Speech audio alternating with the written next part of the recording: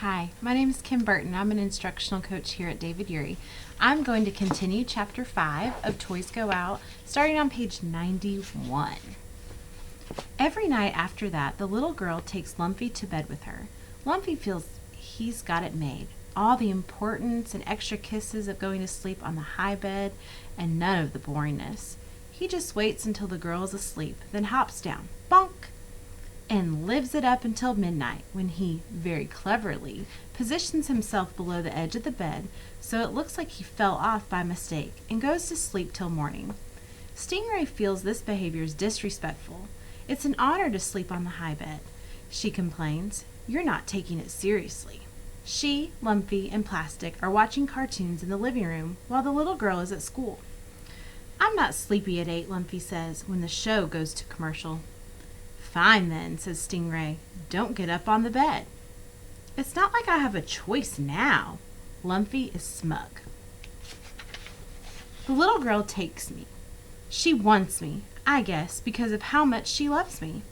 "When it's bedtime," explains Stingray, "you're supposed to get in bed and stay there until morning." "Why?" "Because people bigger than you want to," pipes up Plastic. "That's why." "Who knows the difference?" Lumpy asks. "The little girl doesn't know I'm hopping down." "I know," says Stingray, "and I don't like it. What she doesn't know won't hurt her, and I'm not sleepy at 8. Lumpy goes back to watching the cartoon. But the little girl is no dummy. She notices Lumpy on the floor each morning by the side of the bed. One night, she gets a length of shiny green ribbon and ties it to his tail. She ties the other end to her bedpost. "You won't fall out now, sweetie buffalo," she says, kissing his head an extra time to make up for all the bumps he must have suffered in his falls. "Stingray, look at my tail," whispers Lumpy, when the lights are out and the girl is asleep. "Take the ribbon off." "No." "Why not?" "The girl wants you to have that ribbon. She goes to school. She knows what's best for you." "I know what's best for me," says Lumpy, "and this ribbon is not it." Stingray wrinkles her nose. "You got covered with peanut butter, and then you got covered with jam, and then cookie batter and hummus. And soy sauce. You're always getting dirty. How is that someone who knows what's best?" "I'm older now," says Lumpy. He walks to the edge of the bed, stretching the ribbon tightly. He leans forward and feels the pull on his tail. "Stingray, help me," he cries. "I'm tied up like a balloon." "You wouldn't be if you stayed where you belong." "My tail is killing me," says Lumpy, lying. "I need to get down." "Be quiet or you'll wake the little girl." Stingray flips over and closes her eyes. Being tied up makes Lumpy feel frantic. The knots in the ribbon get tighter and tighter the more he pulls. He tugs harder and harder, grunting his buffalo grunts, and finally jumps off the edge of the bed with the ribbon still attached to his tail. There's no bonk. Lumpy is upside down, tail side up, hanging in the air.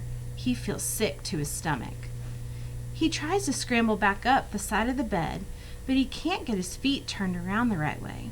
He wiggles and tries to lift his head up to chew on the ribbon, but his body is not very flexible. He is stuck. "Lumpy!" It is Plastic, rolling across the rug toward him. "Why are you upside down?" "Untie me," cries Lumpy. "No hands," says Plastic. "Pull me." "No arms." "Chew through the ribbon." "No teeth," says Plastic. "It's normal for a ball." "What can you do?" "Bounce." "Bounce me then," says Lumpy. "Please." Plastic rolls back to get a good start, and then she bounces herself hard at Lumpy, banging him against the side of the bed. "Harder!" cries Lumpy. Plastic bounces harder, and again, and a really hard bounce. There is a ripping sound. "You're breaking the ribbon," cries Lumpy. "Keep going." Plastic does. Another ripping sound. Again, I'm almost down. One more bounce, and Lumpy crashes to the ground. Bonk!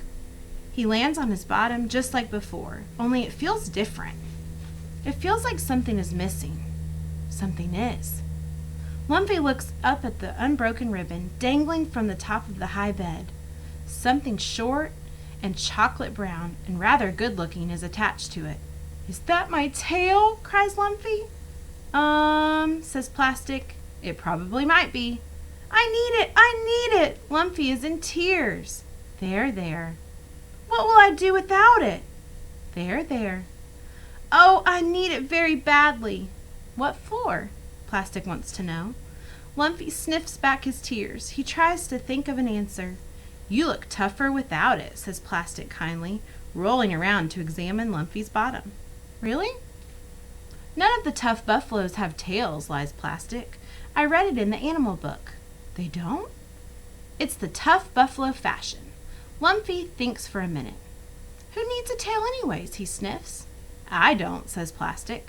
I don't either then, says Lumpy bravely. About an hour later, while Lumpy is showing his tail stump to Tuk Tuk in the bathroom, Plastic hears a noise from on top of the high bed. It sounds like whispering.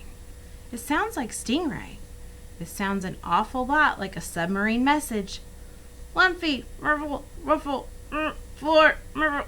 Lumpy, Merville, Wuffle, floor, Merville. The next day, the little girl wraps Lumpy's bottom in toilet paper and masking tape to help it feel better. But she does not take him to bed with her that night.